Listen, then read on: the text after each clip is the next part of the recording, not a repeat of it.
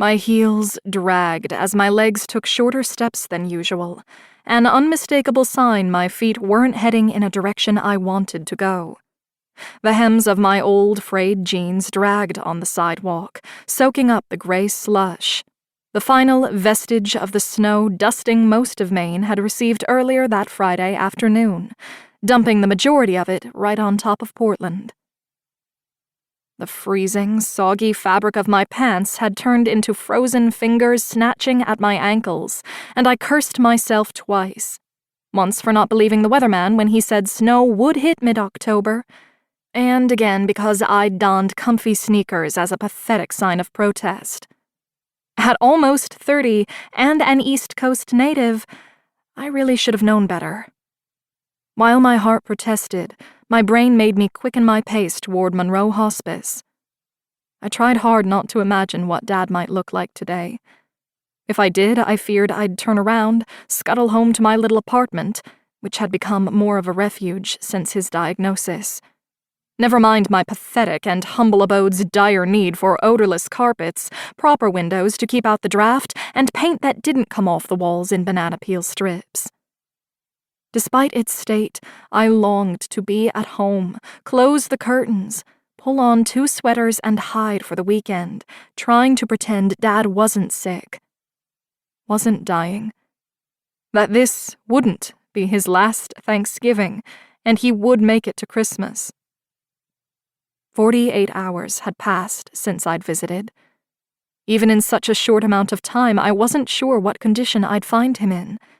The pallor of his face, how much more sallow his skin had become as it stretched over his jutting cheekbones, translucent as raw phyllo pastry.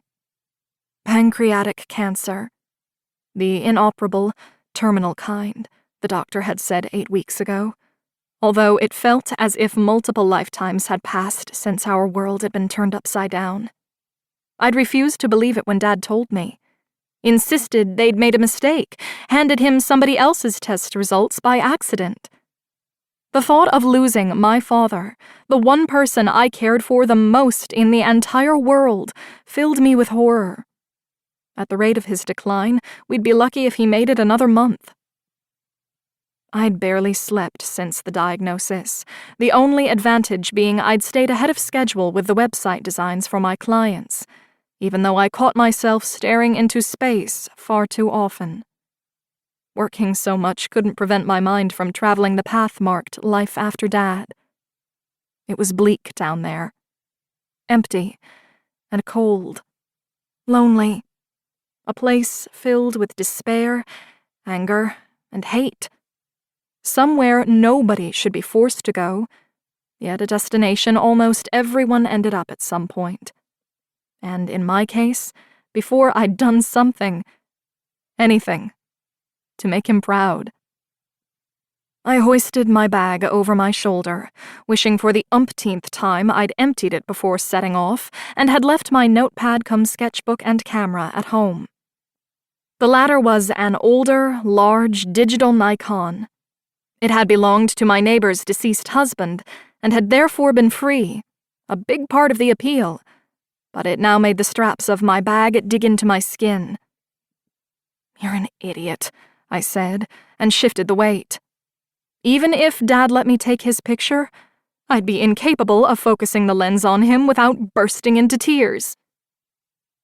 I took another few steps, caught sight of my reflection in the store window, and quickly looked away, stuffed my hands deeper into the pockets of my jacket, which already bunched more snugly around my middle than it had when I'd bought it at the thrift store a few weeks ago. We'd never been on good terms, Mirrors and I. It was why I preferred holding the pencil or being on the other side of the camera. And I had more reasons to avoid them now. Unhappiness did peculiar things to people. For me, it translated into lank, greasy hair, a total lack of makeup, and a pattern of shoveling as much comfort food, translation, any food, down my throat as fast as I possibly could. I'd never lost anyone before. Nobody close anyway. No one I'd sobbed into my pillow for or bargained over with a higher power. It petrified me. seeing my dad, a strong and burly truck driver with a marshmallow heart, be reduced to no more than a shell within a matter of weeks was already frightening enough. But I suspected the worst was yet to come.